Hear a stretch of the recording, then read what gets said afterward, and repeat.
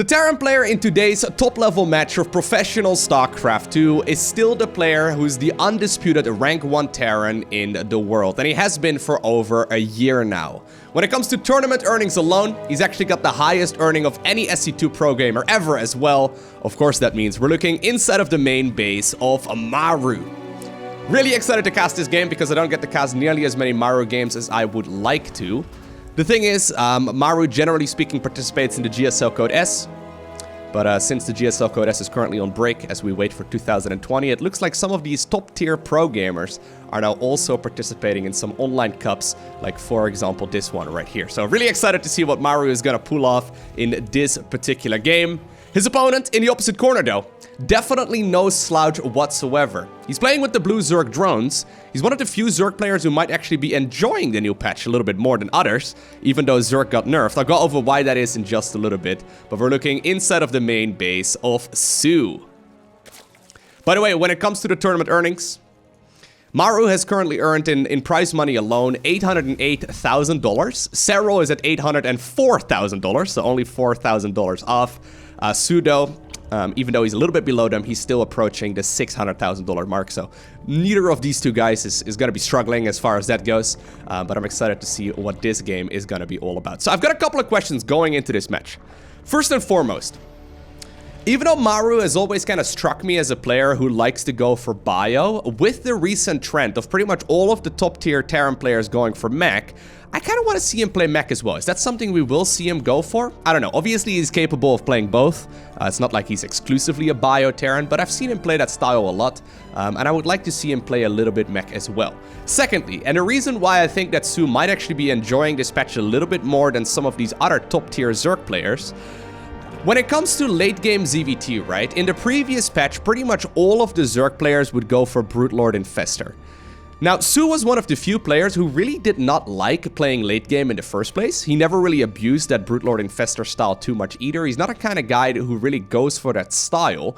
I wonder if he's got something new that the other pro gamers aren't going for yet. So the way that soO likes to approach the game is go for like 66 drones as fast as possible and then pile on the pressure, okay? He loves playing the greedy early game, but then in the mid game, he is not afraid to go off creep and get hyper aggressive, which is very different to, for example, like a Serral, even a Dark, even a Raynor as well. He loves being in the opponent's face, and I wouldn't be surprised if he's gonna take a similar approach here as well. So he's the kind of guy who's already been playing that style for quite a bit.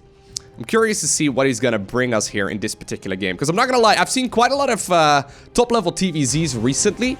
And it seems like all of the late game kind of comes down to Terran players going for a bunch of Thors and just gunning everything down. We'll see if that's going to be the case in this particular one as well. But I really am excited to see what soO decides to go for here in this match. For example, we've seen Raynor and Serral. Ooh, nice catch. We've seen Raynor and Serral go for that unit composition that's based around the Lurker and then the Viper as well. Is that something soO will go for too? We'll see. We'll see. It is going to be the standard 1-1-1. So a lot of players recently have been going Barracks, Factory, Third Base, Starport. Maru, though, just going for the very classical approach, and he actually now follows it up as well with the Fusion Core as well as a Tech Lab. This is still the gold standard in TVZ. It has been for quite some time too. He's actually looking around right now for Overlords. Looks like there's an Overlord actually in the back of the main base. This one will likely be sent in. The Marines actually know that if the Overlord is not over there, it must be in the back of the main instead. So soO is going to try and figure out what exactly is going on here inside of the main. The two Marines are going to try and gun this down in time.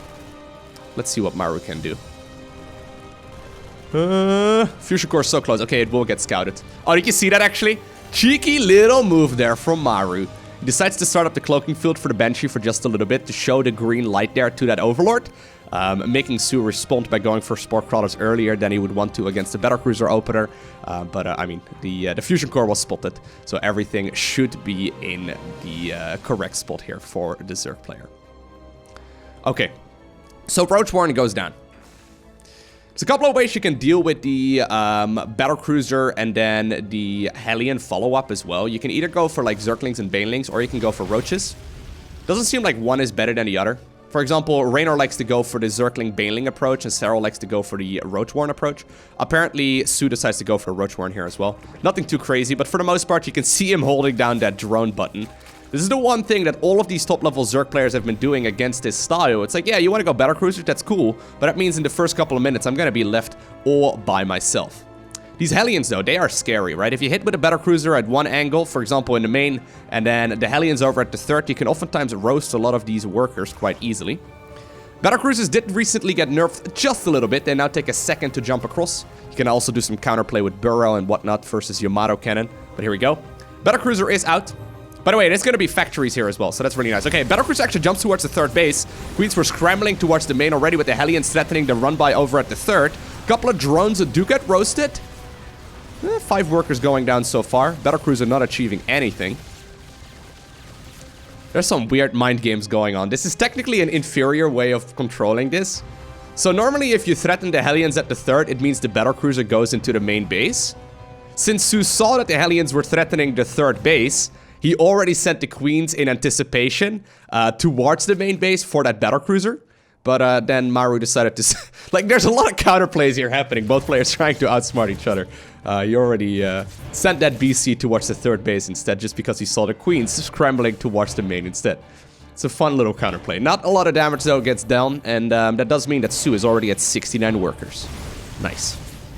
Nice. That's nice. Okay, there's a Spire coming up. Hellions actually trying to reduce that drone count a little bit as well.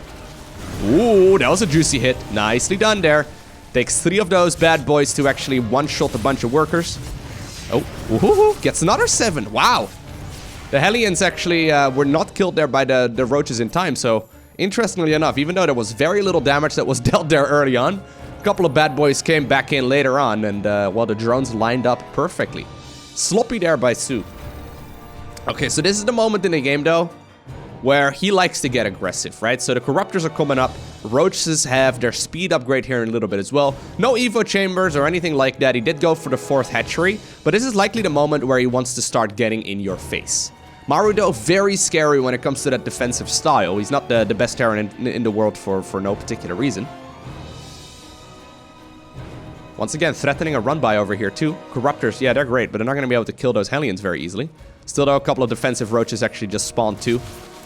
And even though a couple of drones were killed as well, those drones were quickly replenished. Losing 14 drones at the 6-minute mark, not nearly as big of a deal as losing them a few minutes prior to that. Okay, so here we go. Battlecruisers do have their tactical jump off cooldown. I think they might have to get out of there. He doesn't want to abuse it, though. Yeah, there you go. Does manage to get the first one out. Goes for the Yamato cannon, and then teleports away. Ooh, teleports away as well. You can see that that small nerf really coming into play there. Here we go. There's only a couple of siege tanks available right now, so not a lot of other units that shoot up other than a few missile turrets. The Roaches, though, trying to get a bit of an angle, and these siege tanks are not going to cover the bottom section here, or I guess the left part here of that mineral line. So 5 SCVs going down, and this is what I mean. This is not a push that other top Zerg players go for. Even though it's so obvious, right, when you think about it, it's such a push that technically shouldn't work with the siege tanks in just a little bit of a better spot. Here we go, though. He is going to try and push forward as well. Rains a couple of bows on one of these tanks. Tank does indeed go down. One of the Battlecruisers actually takes a corrosive bow to the face as well. Roaches continue working right now on that mineral line. And you can see additional workers are, or additional Roaches rather than workers are now coming up as well. We do see the infestation pit as well, so we would likely see a transition towards Hive here eventually. I guess he wants to add on like Vipers or something like along those lines. We'll see. He could also go for Swarm Hosts. Swarm Hosts against the super stationary Terran army is not bad either. There's not going to be a lot of Hellions here in production, right? Especially with a lot of those Hellions getting killed earlier. So hey, in the grand scheme of things, both players taking a whole lot of damage.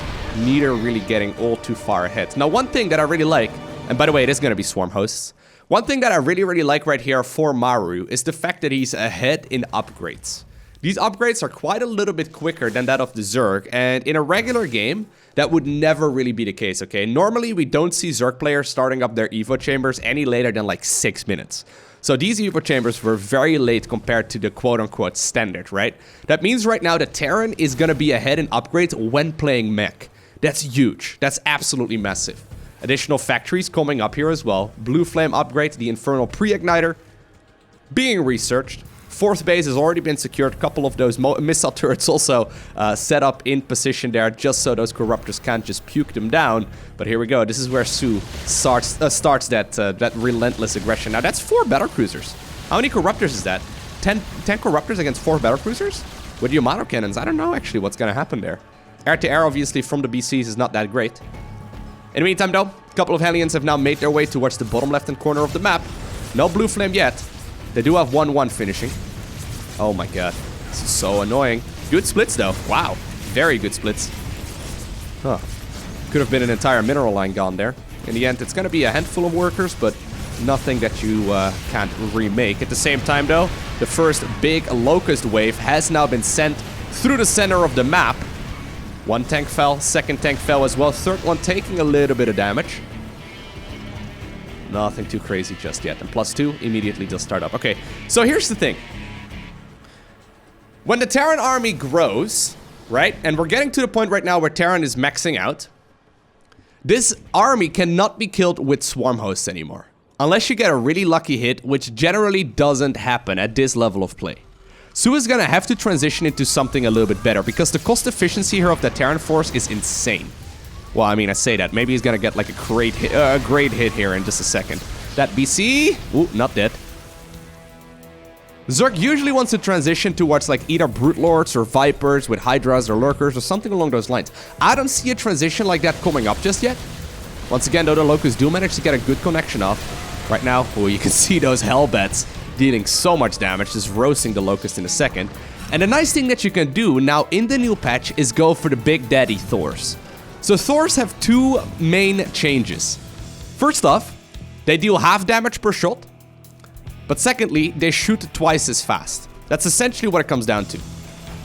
Now, one unintended change with that is the fact that they are much better against Locust. Now, here we go. Once again, the Siege Tank's actually getting into a really good spot. You can see those Thors now working on those Corruptors as well. The Battlecruisers just simply gunning down whatever they can. The Roaches and the Ravagers, though, moving forward, getting some really good corrosive biles, but that's still a scary amount of Terran. Locusts, though, do activate once again as well, and that, I think, means that this Terran army did overstay their welcome. Battlecruiser falls there as well. I thought that soO would be in a world of trouble there, but he actually took a fight and won the engagement, even though Terran was in a really good clumped up position on that high ground, right? We've all seen Star Wars. We know how that kind of engagement goes, well, soO did manage to win that engagement. Now, that's critical, primarily because Terran usually is not going to be allowed a 5th base.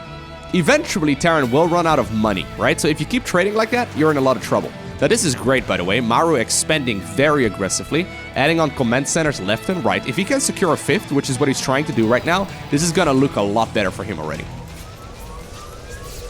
Okay, so what I was trying to say, right? We primarily expected the change to the Thor to come into effect against the Brute Lord. So Brute Lords, at the same time, also received a nerf to go from 11 range to 10 range, effectively. So since Thors have 11 range in their you know, high impact mode, they can outrange Brute Lords right now. However, an unintended change with that as well is that they are way better when it comes to fighting Locusts right now. Anyways, I haven't seen Swarm Host achieve too much. Looks like soO still believes in them, though. Now, this is a nice little push. Once again, gets a couple of those siege tanks. One siege tank there. Maybe a few Hellbats, too. Now, this is huge, though. The fact that Maru is continuously expanding and now secured the 5th, it's really nice. See, the thing is, Roach Ravager Swarm Host, it's amazing, but it maxes out really quickly. This army value here from the Zerg is not that impressive. Well, he's actually got a pretty high army value right now. But what I'm trying to say is that as time goes by, the Terran army value will far outgrow Zerg's, just because Zerg is still going to be limited at 200 supply too. And since Swarm Hosts are 3 supply each, Roaches and Ravagers also very heavy in supply, he maxes out much quicker, but then his army just sort of stops growing. So what soO is relying on right now is that he can remax. And you can see right now his bank is starting to get really sweet, right? He's already got nearly more than 5,000 resources in the bank.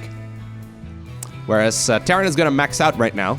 He's just going to be able to afford maxing out that army once. Going for Big Daddy Thors right now, 3 at a time as well. I wonder how this fight here is going to go. So these Battlecruisers, man, I love the Battlecruisers. You guys know how much of a fan I am of Battlecruisers. I think they're amazing. I played so much StarCraft for like 9 years, never saw a single one of them. Ooh, Battlecruisers though. Well, one of them got picked off there, but that was a lot of Corruptors dying there as well.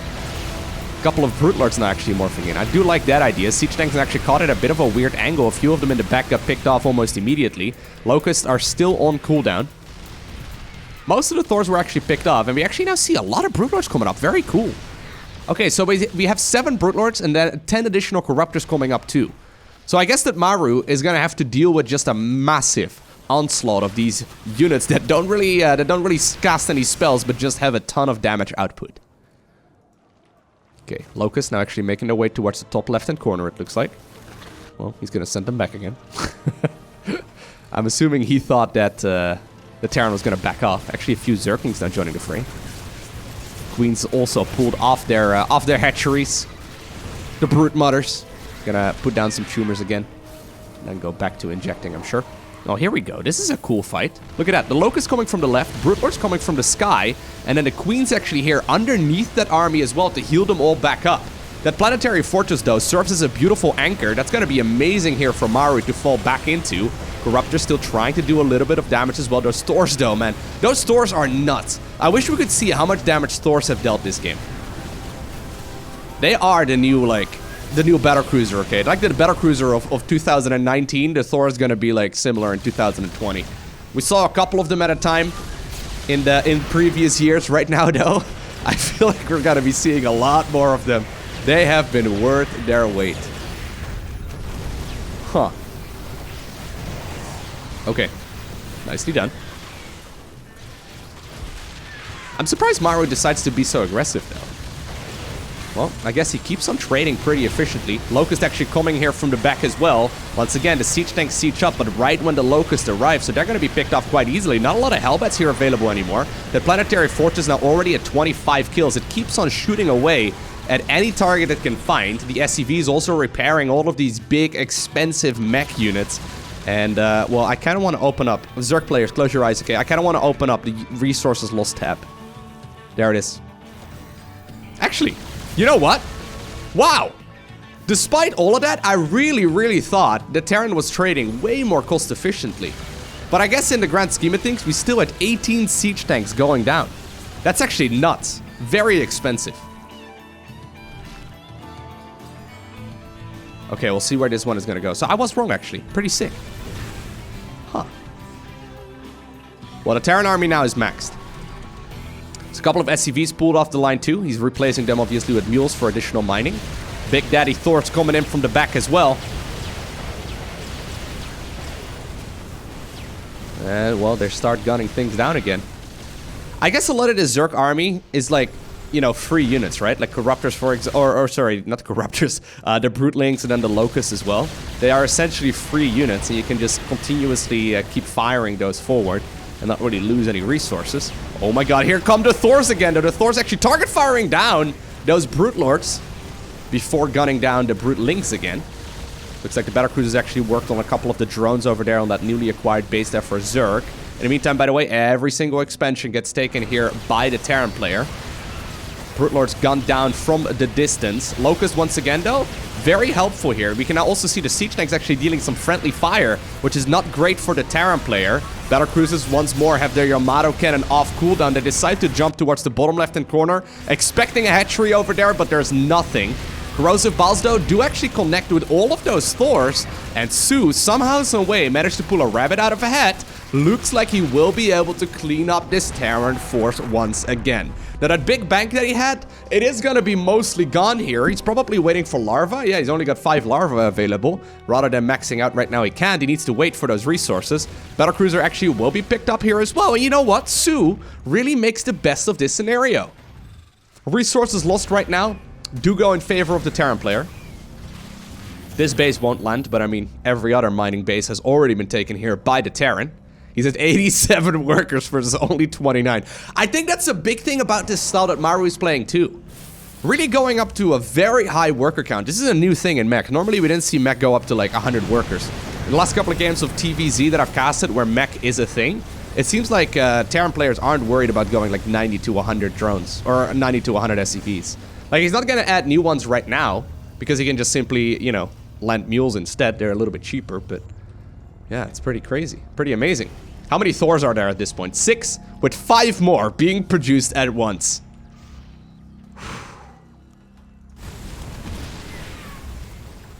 Now the question is, what exactly do you make here if you're Zerg? What do you do? I guess you have to go Vipers. I guess you have to go Lurkers. That's the only effective army I've seen. Roach Ravager Broodlord is just not gonna cut it. The Locusts are great. They're extremely cost efficient, as we saw in that unit's lost tab earlier. But the Thors kind of gun those down as well. Now this game is not over yet though. soO is making the best of this scenario. He just doesn't have a lot of economy anymore, and Terran can make whatever they like.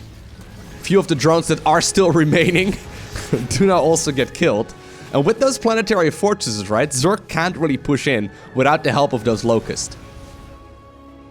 Maru has decided that apparently slow and steady wins the race, and I think that is the way to approach this.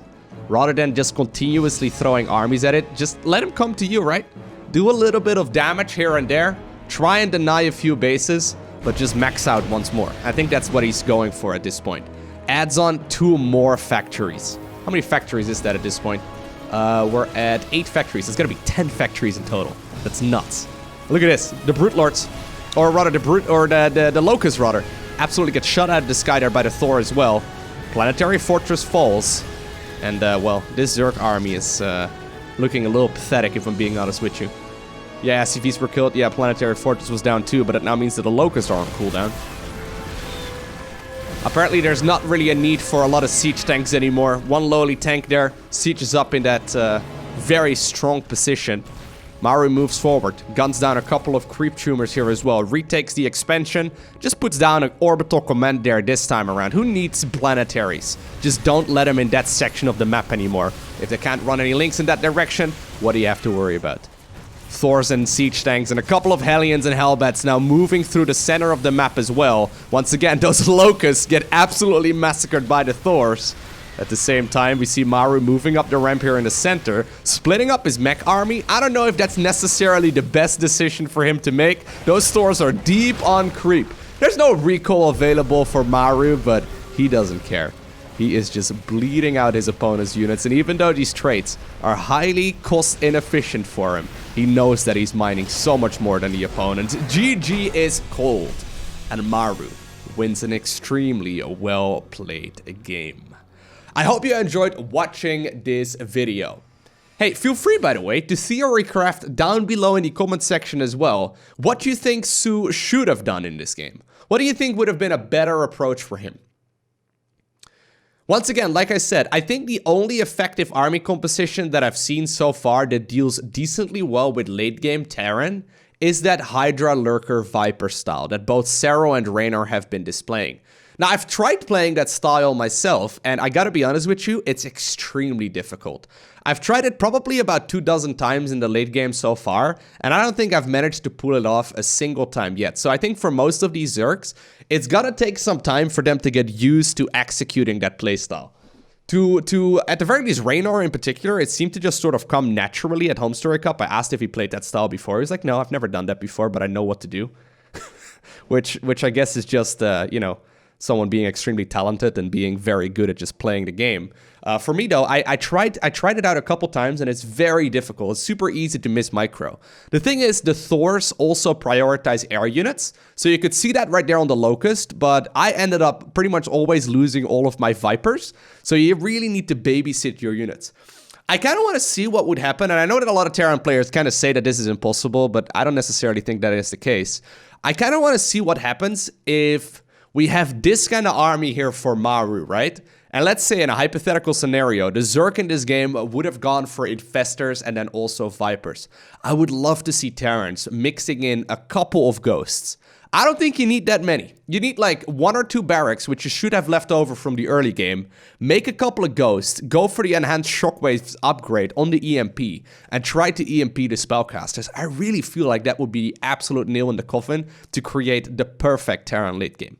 Let me know your thoughts though down below in the comment section of the video. I hope you enjoyed watching this one. If you did, make sure you hit that like button down below. If you want to see more, make sure you hit that subscribe button so you get a notification as soon as I upload more. And other than that, I want to thank you for watching. Have an amazing day. Do not forget to smile alright. and I'll see you once again in the next one.